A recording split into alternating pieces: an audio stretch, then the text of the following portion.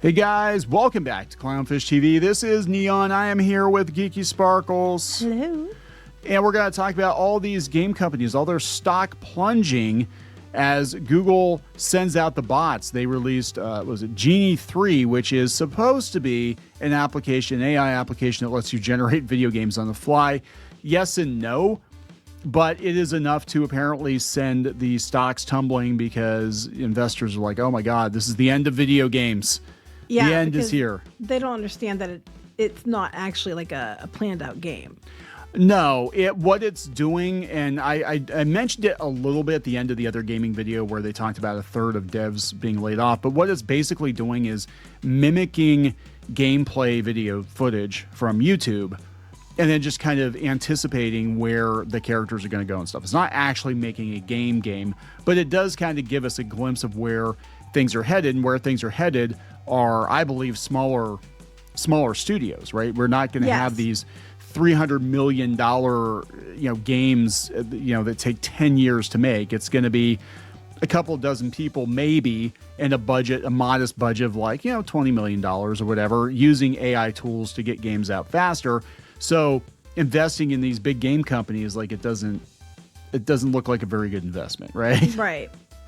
So let's talk about this. Before we get into it any further, please subscribe for more pop culture news, views, and rants, guys. You'll get woohoo if you do. Woohoo! Go out to more.clownfishtv.com. That's moreclownfishtv.com for more Clownfish TV. We've got bonus content out there. We do not do super chats. That's the way to support us. So let's talk about this. So Geeky hasn't really seen this yet, have you? No, this is the first I'm seeing it, yes. All right, so this is Project Genie. This is Google, and it's their new AI that's supposed to let you prompt your way into creating 3D video games. What it's actually doing, though, is creating video based on YouTube videos, right? So you got to realize that. But, I mean, if you're just looking at this and you're like, oh, my God, a couple of prompts and you can play Breath of the Wild, it's going to look... So it's scanning through videos and figuring out what the maps look like and everything, and piecing it together. Yes. So are you able to actually play it, or is it just you can actually play it. You're running around. Okay. You can just run around. Yeah, I don't think you can do anything more than that. Will you get attacked if you run around by bad guys, or will it just let you alone? I don't know. I think it depends on whether or not they feel like having bad guys in it. And then my next thing is, how long do the gaming companies sue them? Well, Nintendo's already reached out to them. People were trying to make... Nintendo's super litigious, so... Yeah, they were trying to make bootleg Mario games, I guess, Mario 64, and some of these people that got early access to it, and Nintendo already hit them. So, I mean, that was obviously going to happen. But I mean, it does show where things are headed, though. That more and more AI tools could be used to... Got two links there. So I'm like, but is it actually going to let you make a game, or is it going to? Because it says it's like in this case, it's using video it's already seen to knit together what they think is going to happen in the game you're playing, quote unquote. What if you're trying to play something that they don't have a lot of video of? I don't know how it does. Here's somebody did Mario, and this is the one that they got in trouble for. So this looks like Mario 65, I guess. Super Mario, like this does not look like Mario 64. At all, but wow, this looks like but you can actually control the character and stuff. But again, what I think it's doing is generating video based on where it thinks you're going to go. So how it's going to be used, I think, is like pre-visualization. I think that the tool will get better, but I think it's years away. Pre-visualization, okay, they're going to use it for gaming industry for pre-visualization. The problem with that's going to be the fact that it could only visualize what it knows. So you can't pre-visualize something new.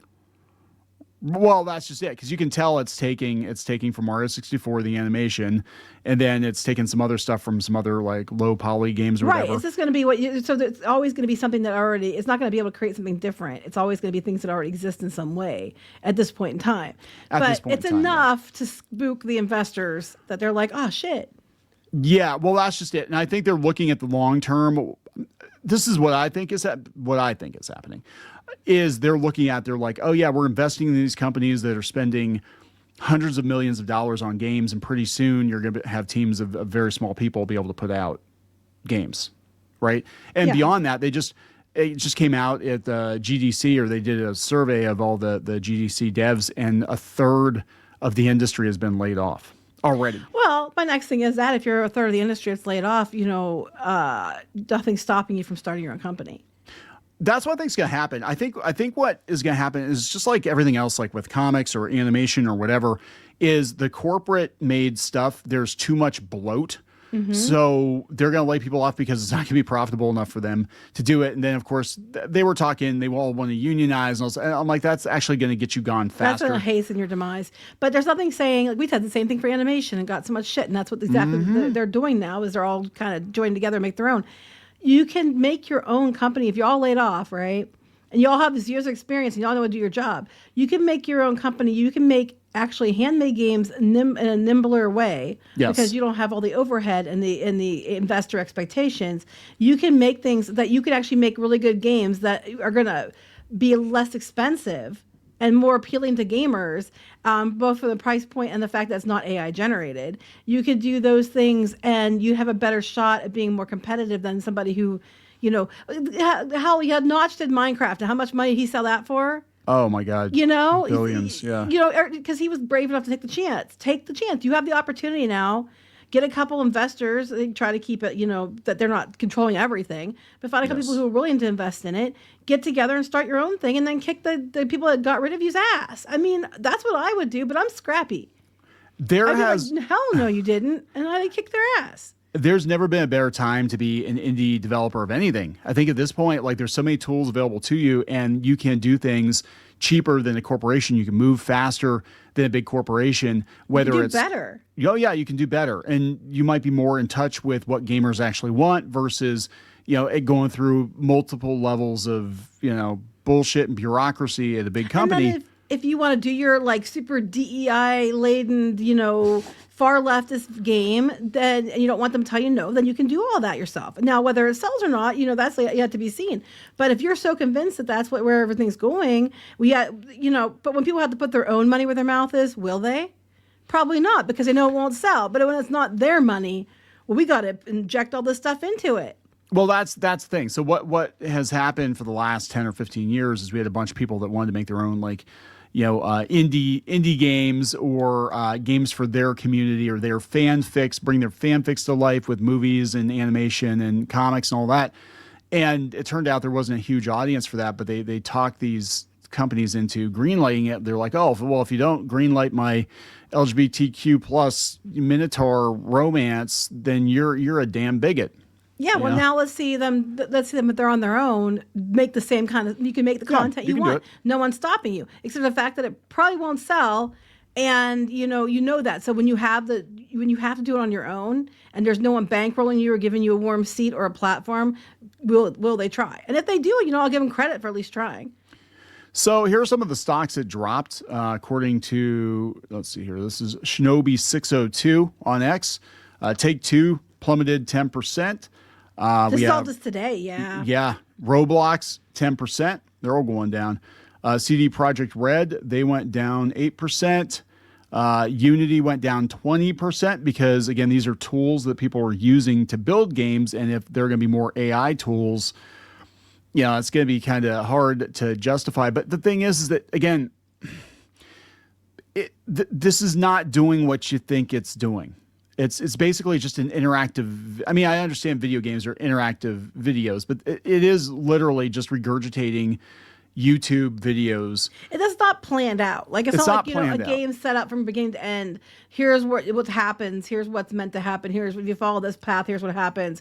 And you follow that, and it's like set, and everything's built around that to lead you to the end of the game. That's not what they're doing. They're just generating what they think is going to happen next. It's not necessarily a structured game. No, and it's an interactive video, right? And it kind of reminds me of a choose your own adventure type situation. A choose your own adventure video, right? But with less planning. I could see it being used for like marketing stuff. I could see that, but as far as like full blown games, we're years away from that. So, believe it or not, Paul Tassi agrees with us. This is Paul Tassi on Forbes.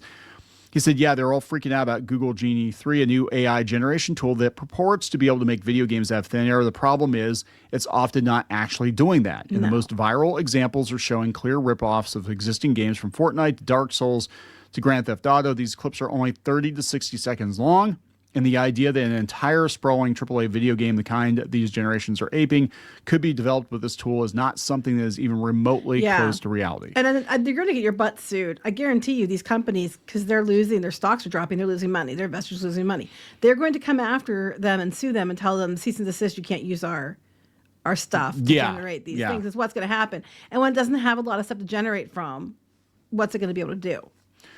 Well, that's just it. And this is where I've said before, and we didn't do a whole video on, I think I did a short on it, but we didn't do a whole long video on it about the Google DeepMind and the Pixar animators working on that one short that went to Sundance, Dear Neighbors, Upstairs Neighbors, or whatever it's called. And people were freaking out about that. I'm like, it still took 40 human animators working on that with AI. And the reason they used AI, if you watch what they were talking about, was because they wanted to do a moving painting style, and you can't do that, keep it consistent by hand. The AI basically was like sped up the process, made sure some, like the backgrounds could move the way they wanted it, and, most of it was still animated by hand. Yeah. If you have to watch the making of to understand that. It's a tool, right? And that's where it's going to settle. Pretty much every studio right now is using AI as a tool. Now, where people are panicking is that a lot of the tools working in the gaming industry right now will not be necessary. We can make a game with a dozen people and AI tools faster than, a $300 million or whatever with, 300 people. It makes you wonder, though. The audiences are claiming that they don't want games with AI, and they're like, banning people from awards and stuff like that. So fine, make your games without AI, and then see what the audience spends their money on. Yeah, that's just it. And here's the truth, though, is I don't know if people are going to care. I don't think they're really going to care how it's made, just that it's made well. I think they're more inclined to buy from people they like. They will actively reject games made by people they don't like. It doesn't matter how it's made. If you get a reputation for being an asshole or whatever on social media, people are just not going to buy your game. Yeah. So, but yeah, it's very interesting to see that this is affecting the stock again. Well, when it affects the stock and it affects their income and the money, they're definitely going to fight back, and you're going to see some legal action here shortly. I'm betting. Now that's hurting the bottom line. You're going to see some action on that, I think. Yeah, but it's just so many jokes. You're going to see some action. That's hurting their bottom line. Anyway, we're gonna wrap this one up, I think. Yeah. I think we're definitely, though, I agree with you. I think we're gonna see some action from some of these big companies, because there is a lot of money especially at stake, Nintendo, right? Because they're always. Oh yeah. All right. So please subscribe for more pop culture news, views, and rants. We'll talk later. Bye.